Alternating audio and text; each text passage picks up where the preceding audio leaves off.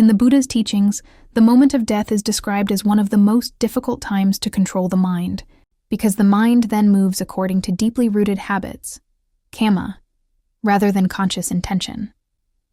The Buddha explained this with great psychological precision, long before modern psychology understood the power of subconscious conditioning. 1. Why the mind is hard to control at death throughout life. The mind is constantly trained, either skillfully or unskillfully. At death, when the body weakens and the senses collapse, deliberate control fades. What remains is the momentum of habit.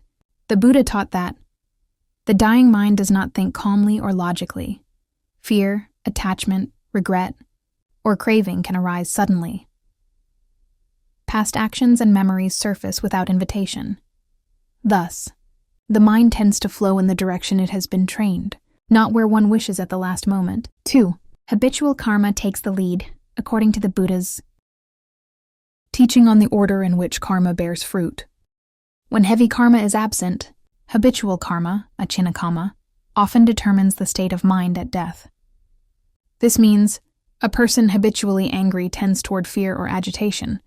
A person habitually greedy clings strongly at death. A person habitually mindful settles more easily at death. There is rarely time to decide one's mental state. The mind repeats what it knows best. 3.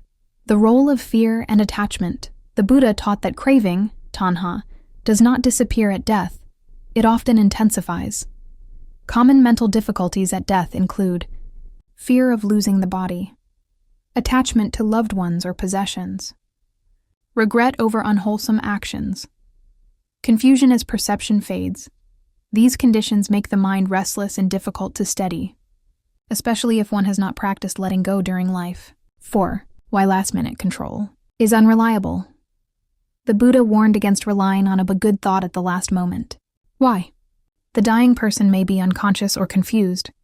Pain or medication may cloud awareness.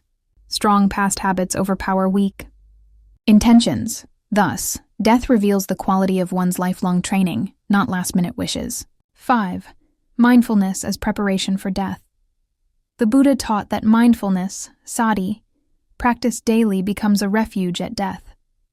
A mindful person is familiar with observing fear without panic, has practiced letting go of sensations and thoughts, understands impermanence. Directly, such a mind is less shaken even as the body collapses.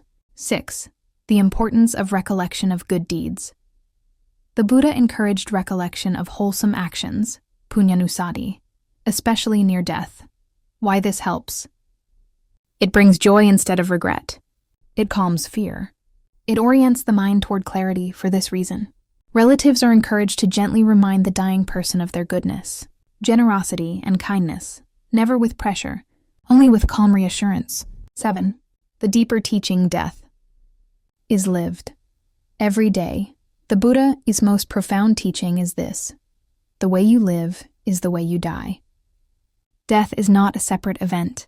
It is the final expression of your habitual mind, one who trains in non-attachment, ethical conduct, mindfulness, compassion, is already rehearsing a peaceful death every day.